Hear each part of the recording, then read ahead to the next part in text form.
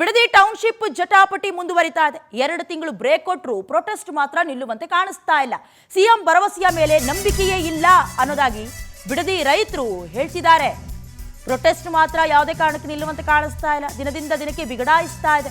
ಇಂದು ಕೂಡ ಪ್ರತಿಭಟನೆಯನ್ನ ಬಿಡದಿ ಅನ್ನದಾತರು ಮುಂದುವರಿಸ್ತಾ ಇದ್ದಾರೆ.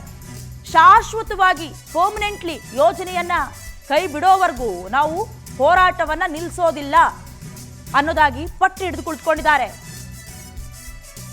ಇನ್ನು ಸರ್ಕಾರ ರಚನೆ ಮಾಡುವ ಸಮಿತಿ ಮೇಲೆ ನಮಗೆ ನಂಬಿಕೆ ಇಲ್ಲ, ಭೂಮಿ ಡಿನೋಟಿಫಿಕೇಶನ್ ಮಾಡುವವರೆಗೂ ನಾವು ಹಿಂದೆ ಸರಿಯೋದಿಲ್ಲ ಅನ್ನೋದಾಗಿ ಈಗಾಗಲೇ ಸರ್ಕಾರ ಹೇಳಿರೋ ರೀತಿ ಅನ್ನದಾತರು ಬಿಡದಿ ಟೌನ್ಶಿಪ್ ಮಾಡೋದಕ್ಕೆ ಒಂದಷ್ಟು ಜನ ಒಪ್ಪಿಕೊಂಡಿದ್ದಾರೆ ಅಂದರೂ ಕೂಡ ಇನ್ನೊಂದಷ್ಟು ಅನ್ನದಾತರು ನಾವು ಯಾವುದೇ ಕಾರಣಕ್ಕೂ ಭೂಮಿಯನ್ನ ಬಿಟ್ಟು ಕೊಡೋದಿಲ್ಲ ಅಂತ ಪ್ರೊಟೆಸ್ಟ್ ಮಾಡ್ತಿದ್ದಾರೆ. ಹತ್ರ 500 ದಿನಗಳಿಗೆ ಕಾಲಿಡ್ತಾ ಇದೆ. ಆದರೂ ಸರ್ಕಾರ ವರ್ಸಸ್ ರೈತರು ನಾವು ಬಿಡೋದಿಲ್ಲ, ನಾ ಬಿಡೆ ತಾ ಕೊಡೆ ಅನ್ನೋ ರೀತಿಯಲ್ಲಿ ಆಗೋಗಿದೆ.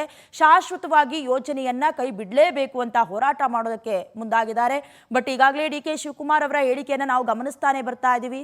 ಎಚ್ ಡಿ ಕುಮಾರಸ್ವಾಮಿ ಅವರ ಕನಸಿನ ಕೂಸು ನಮ್ದೇನು ಇಲ್ಲ ಅಂತ ಅವರು ವಾದ ಮಾಡ್ಕೊಳ್ಳೋದಕ್ಕೂ ನಂತರದಲ್ಲಿ ಎಚ್ ಡಿ ಕುಮಾರಸ್ವಾಮಿ ಅವರು ನಾನು ಆಗಲೇ ಕನಸನ್ನ ಕೈ ಬಿಟ್ಟಿದ್ದಾಯ್ತು, ಇದು ರಿಯಲ್ ಎಸ್ಟೇಟ್ನ ದಂಧೆ ಅನ್ನೋದಾಗಿ ಆರೋಪಿಸಿದಾಗಿಯೂ ಅದಾದ ನಂತರದಲ್ಲಿ ದೇವೇಗೌಡರು ಬಂದು ಪ್ರೊಟೆಸ್ಟ್ ಮಾಡ್ತೀನಿ, ಕುಳಿತುಕೊಳ್ತೀನಿ ನಾನು ಧರಣಿ ಅಂತ ಎಚ್ಚರಿಕೆ ಕೊಟ್ಟಿದ್ದು ಎಲ್ಲವನ್ನ ಗಮನಿಸ್ತಾ ಇದ್ದೀವಿ. ಇದರ ಮಧ್ಯದಲ್ಲಿ ಅನ್ನದಾತರು ಮಾತ್ರ ಪ್ರೊಟೆಸ್ಟ್ ಅನ್ನ ಕೈ ಬಿಡುವಂತಹ ಸಾಧ್ಯತೆಯೇ ಇಲ್ಲ, ಭೂಮಿಯನ್ನ ಡಿನೋಟಿಫೈ ಮಾಡಬೇಕು, ಅಲ್ಲಿವರೆಗೂ ನಾವು ಹಿಂದೆ ಸರಿಯೋದಿಲ್ಲ ಅಂತ ಎಚ್ಚರಿಕೆಯನ್ನ ಕೊಟ್ಟಿದ್ದಾರೆ.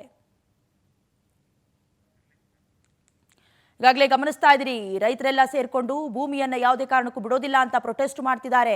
ದಿನ ಬೆಳಗಾದ್ರೆ ಸಾಕು ರಾಮನಗರ ಬಿಡದಿ ಸರೌಂಡಿಂಗ್ನಲ್ಲಿ ಅನ್ನದಾತರು ಪ್ರೊಟೆಸ್ಟ್ ಮಾಡೋದಕ್ಕೆ ಮುಂದಾಗ್ತಾ ಇರೋದು. ಅಂದ್ರೆ 2 ತಿಂಗಳ ಬ್ರೇಕ್ ಕೊಟ್ಟಿದ್ದಾರೆ. ಟೌನ್ಶಿಪ್ ವಿಚಾರಕ್ಕೆ ಸಂಬಂಧಪಟ್ಟ ಹಾಗೆ ಉದ್ಯೋಗಗಳನ್ನ ಸೃಷ್ಟಿ ಮಾಡ್ತೀವಿ, 2.4 ಕೋಟಿಗೆ ಹತ್ರ ನಿಮ್ಮ ಭೂಮಿಗೆ ನಾವು ವ್ಯಾಲಿಡ್ ಮಾಡಿ ಹಣವನ್ನ ಕೊಡ್ತೀವಿ, ಏನೇ ಮಾಡಿದ್ರು ಡೋಂಟ್ ಕೇರ್, ನಮಗೆ ನಮ್ಮ ಭೂಮಿಯೇ ಇಂಪಾರ್ಟೆಂಟ್ ಅನ್ನೋದಾಗಿ ಪ್ರತಿಭಟನೆ ಮಾಡೋದಕ್ಕೆ, ಶಾಶ್ವತವಾಗಿ ಯೋಜನೆ ಬಿಟ್ಬಿಡಿ, ಕಣ್ಣು ಹಾಕಬೇಡಿ ಅಂತ ಪ್ರತಿಭಟನೆ ಮಾಡೋದಕ್ಕೂ ಮುಂದಾಗ್ತಿದ್ದಾರೆ.